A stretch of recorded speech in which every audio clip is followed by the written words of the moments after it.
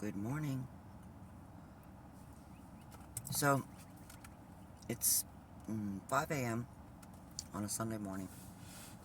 Yes, I'm smoking. Judge me. I don't care. It is what it is. It's a bad habit, another bad habit I have to unlearn. And that's what this is all about.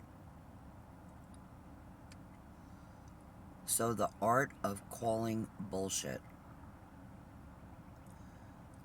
I didn't even know it was an art until recently, like these last couple of years. I think from a young child I probably was really good at this, which is why I made my parents crazy.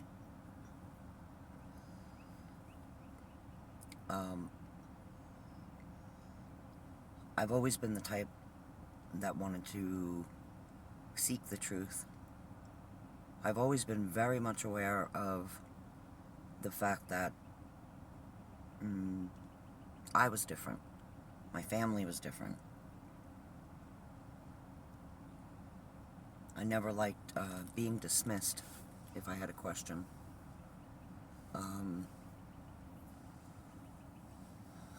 It never sat right with me. Some of the things that, we learn when we're growing up, if you don't have anything nice to say, don't say anything at all. That just sets you up for so much bullshit in life. Like, I'm not saying that you have to walk around and be mean to people, but if you have something to say to somebody that you're intimately involved with or somebody that you're friends with, you can say it nicely. You need to say what you need to say. And you need to learn to call bullshit. And you need to know that sometimes it's perfectly acceptable to tell somebody to fuck off.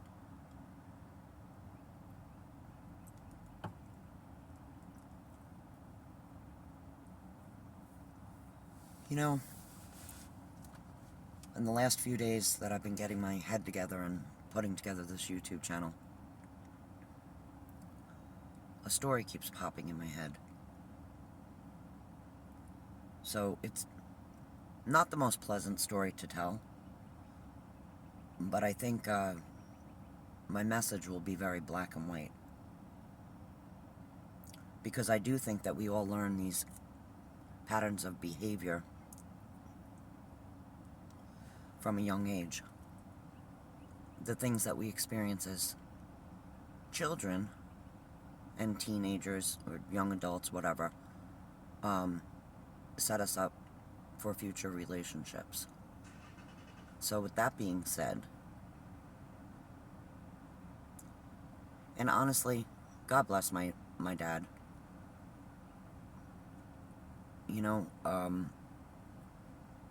I'm about to throw him under the bus. But it's not coming from a place of hate or resentment. I'm actually just truly sad for the relationship that I have with him. He's nearing the end of his days, and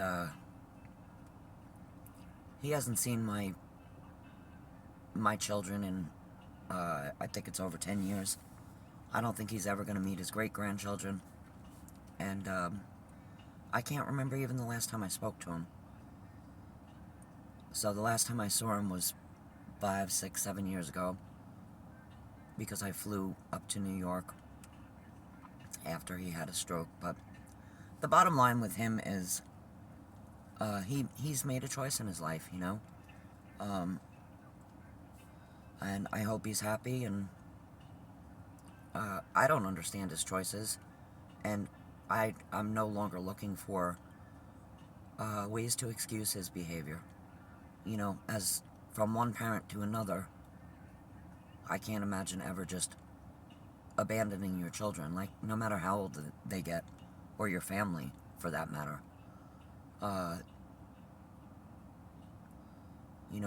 He can use whatever excuse he wants. Maybe he's Maybe he's not proud of me. Maybe he's...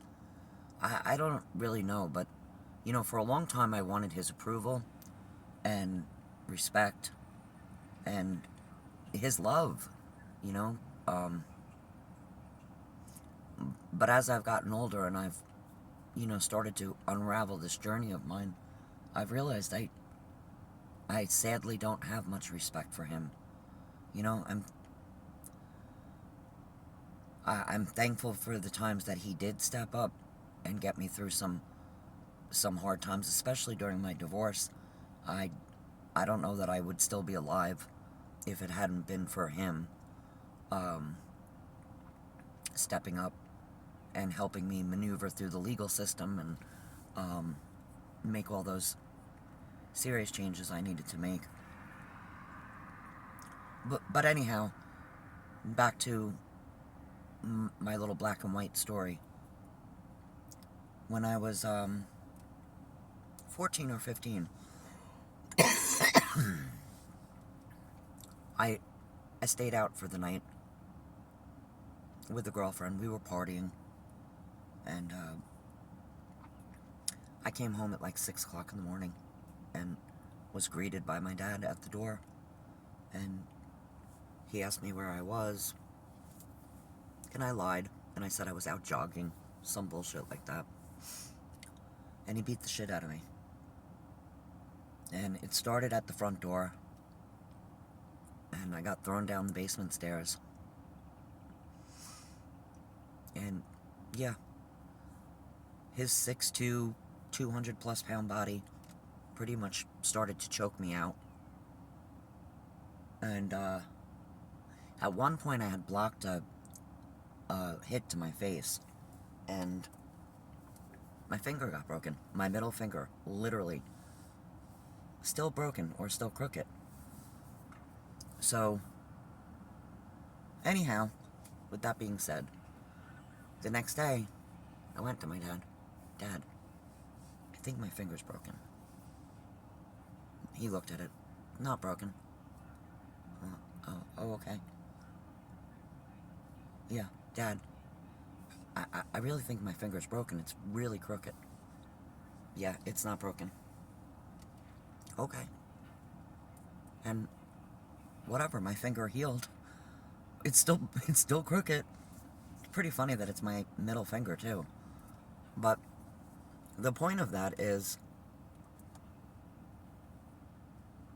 there are some people in life that will argue with you. They will blatantly lie to you, and you know, you could say like, I saw you take that, I saw you do that, and they're gonna tell you it's not true. Stop fucking doubting yourself. And if you ever find yourself in a situation with somebody like this, they are probably a narcissist. So I don't want to get on the horn about narcissist, because I know it's a label that's been getting thrown around quite a bit lately. But do some homework, do some research. There are definite signs to narcissists' behaviors. But yeah, anyway, that story about my finger, you know, it made that light bulb go off in my head, and I'm like, no wonder why I've dealt with some of the people I've dealt with, like, and I accepted it, you know, like, I don't know what else I could have done differently at 15, you know, with my finger being broken. My mother pretty much drilled in my head, you know, you can't talk to people at school, like the counselors or whatever, because they could take you away. You know, grew up with that, you know, what happens in this house stays in this house kind of, you know, vibe. I don't even know what to call it. But, so, yeah. So my theme here, I don't even know if I'm off track or not, is, be brave enough to call bullshit in your adult life. And if you can start young and continue that way, then more power to you. You know, I was thinking yesterday about, we all talk about, like, oh, you've got to heal your inner child, blah, blah, blah. I don't need to heal my inner child. I need to forgive my badass self. You know, that's what it comes down to. Yes, my inner child is hurt. Yes, my inner child is disappointed. Fuck, she's really disappointed. But more importantly, I've got to forgive my badass self. Because I am one brave bitch. You know, I didn't want to... it's not that I didn't want... There's a little fear and uncertainty that's coming to mind putting this channel together and talking about some of the things that I feel the need to talk about to help other people. You know, I don't know if I'm going to get any backlash from family members or... And at this point, it really doesn't matter because it's no love lost. Like, we don't really talk to begin with. You know, I'm lucky if I get a message from my mother for all the holidays. And they're bullshit, you know? Like, she just sent me a message for Easter. Happy Easter. Think of you often. Love you always. I can't even remember the last time we had an actual conversation. I don't remember the last... Oh, I saw her when I went up to New York when my dad had the stroke. You know, and that brings me on to another subject. People are so quick to say, like, well, that's your mother, and that's your father, and you should do this, and you should do that. What? Like, how many times, like, in your life do you keep making excuses for people who don't treat you well, but you keep going back to them because, oh, that's your mom, or that's your dad, like... And it's not even just a matter of my perspective, like... I have no relationship with these people. My birth parents. I don't know what happened. I don't know where the disconnect went. They don't know who I am. You know, and I did attempt to try to have a relationship with my mom, and I wrote her a long, heartfelt letter, and I literally got a response that she would respond to it when she could.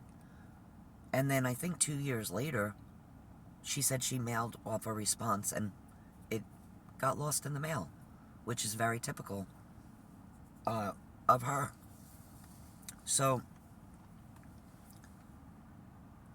no, I don't need to be nice to these people. These people don't even know who I am today.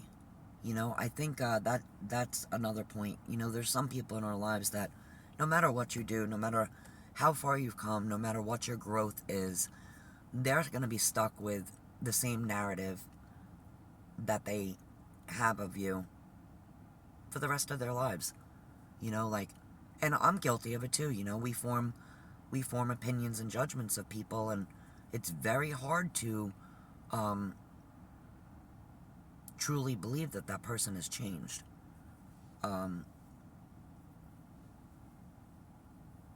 And yeah, I mean, I was a badass teenager, you know, but I was a badass teenager because I didn't have any supervision at all. Zero. So I don't think I did anything differently than most kids would do if they didn't have supervision. I was thinking about that yesterday too, you know. My dad being a man of the law, you know, law enforcement officer. Which, hey, I respect that. But I was selling cocaine when I was in high school. In little happy little town, you know, happy little nice little friendly town, USA. And he had no clue. He was wrapped up in his in his new life with his new, whatever. Let's just call her the wicked stepmom, you know. And my mom was drunk. My mom was drunk. So, yeah, what a mess. What a freaking mess. Anyway, I'm very thankful for the parents that I have, believe it or not, because it's made me who I am. And I am learning to love myself more and more each day, because I know that I've gotten through things that some people would never even be able to walk a mile in. And for that, I'm grateful. You know, if I didn't have the upbringing I had, I wouldn't have survived. So, I'm thankful about that. And, yeah, it's just time to stop watering myself down for other people. And call bullshit when you know that it's bullshit. Like, it blows my mind. If you really start to pay attention how many times a day, like, even just in, like, little things when you go to the grocery store or make a phone call to customer service, like, there's so much bullshit. The news, there's so much bullshit. Facebook, there's so much bullshit. Like, just call bullshit on yourself. Like, yeah, stop doing things that are hurting your soul. Stop having conversations with people that hurt your soul. Stop being nice to people that are shitty. You know, call bullshit on yourself.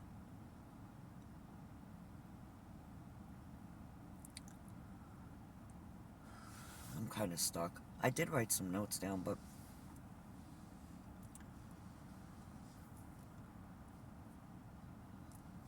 I think that's a little too weird for me to sit here with my notebook and put my little reading glasses on, and yeah, it's a little too structured for me. Anyway,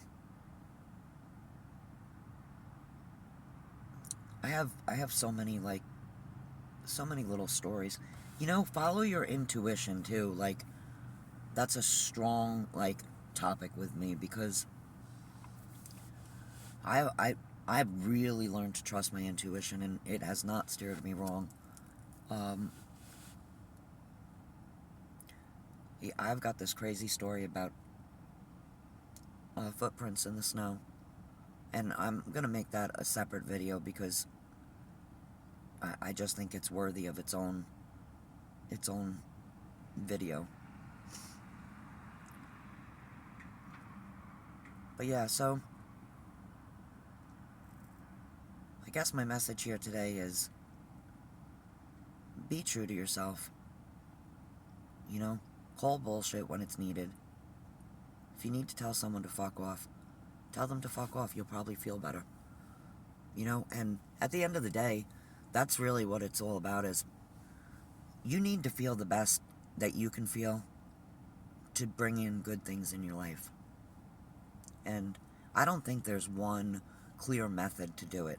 I don't think there's one rule, you know, if you do this, this, and this, you'll be happy. I don't think that it works that way. You know, we are all individuals. We've all experienced different things in our lives that have molded us to be the people we are. So, life is short, and, you know, I know for me, I'm getting older, and I just refuse to keep living in that fucking bubble, because the bubble's bullshit. Yeah, the bubble's bullshit. Stop being afraid. Like, stop being afraid to own up who you are. The good, the bad, the ugly. Like, I could be a big crybaby, you know? I can be. That's another thing, like, I think I heard over and over again, you're being too sensitive. Growing up, oh, you're being dramatic, you're being too sensitive. What? Like, I can't even imagine telling my kids that. Like, you know, when I got divorced and my husband went to jail and then ultimately was deported and I had to move 1,500 miles away to a fucking town in Florida that I didn't know a soul, my middle girl probably cried every day for a year. I miss Daddy. I miss Daddy. Mommy, I miss Daddy. You know, like, and my heart was broken for her. And I hugged her and I just said, I know you do, baby. And eventually she stopped, you know, with that. But I think back to myself as a little girl and, you know, I don't know, maybe it was just our generation that they were very quick to say, stop crying, or I'll give you something to cry about, or, yeah, you're being dramatic. But yeah, stop crying, I'll give you something to cry about. That was a big one. So, and you know, with everything I'm talking about, I know, and I take full responsibility, I have not been a perfect parent, parent by far. You know, I was a single mother. I struggled financially. At times, I drank too much. You know, and another thing, I checked the fuck out for 13 years, I feel like, on Facebook. It's a big fucking distraction. And did I know it at the time? Nope. It was just like a new toy to play with. And it filled those voids of loneliness and, in a way, in a fake way, you know, like it gave me a fake sense of not being alone. But looking back now, especially lately, like the memories are coming up and it's saying, you posted this 12 years ago, 13 years ago. And I'm kind of feeling like I'm coming out of this fog and I'm like, what the fuck just happened for 13 years? You know, like my children are now grown and having children, like, and it went so quick. So, yeah, watch how much time you're spending on social media because it's dumbing us all down. You know, and you know, I look at some people's posting habits and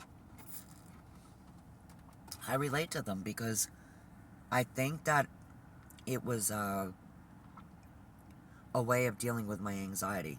You know, like I'd be reading these memes and I'd say, oh, I really relate to that. Share, I love this, working on this. You know, and in a way it gave me a sense of connection to other people's.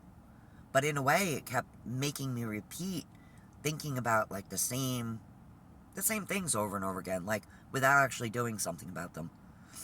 So, yeah, I'm really strictly monitoring my usage on social media, on Facebook. I mean, I'm not on any of the other things. I'm going to start an Instagram page and a Snapchat and TikTok and all that because I do want to start creating more content. You know, I don't know if I said it in my first video or not, but my goal is primarily, you know, besides spreading a message of hope and sharing my strength and, you know, domestic violence comes in many shapes and I don't think enough people talk about it. You know, and the other myth that there is about domestic violence is there should be bruises or scars or blood or broken bones. It's not true. You know, domestic violence, mental abuse is also domestic violence. And when I went through my divorce, I want to say it was the Suffolk County Coalition for Women had stepped in at one point. You know, he was arrested and removed from the house at this point, and my gosh, that's a whole nother story. And I have a book almost finished that I would like to publish. I don't know if I'll ever get there or not, but I can share my message via YouTube, I guess. so I'm still getting it out there. But I was living with a panic button. Like, I had a little lanyard with a panic button on it because my set of circumstances was that serious. And yeah, FBI had to do a sweep in my house, and yeah, it's a story. But anyway, the Suffolk County Coalition for Women had come in. This was like kind of in the beginning of it, and they had me look at this checklist. And I don't know, it might have been 10 things on that list that said, like, you might be a victim of domestic violence if you check off 7 or more of these things. And I read them all, and I'm gonna say I probably checked 8 out of 10. And I remember it, like, kind of like knocking the wind out of me. Like, you know, I knew I wasn't happy in my relationship, but I didn't know that I was being mentally abused and manipulated, and controlled.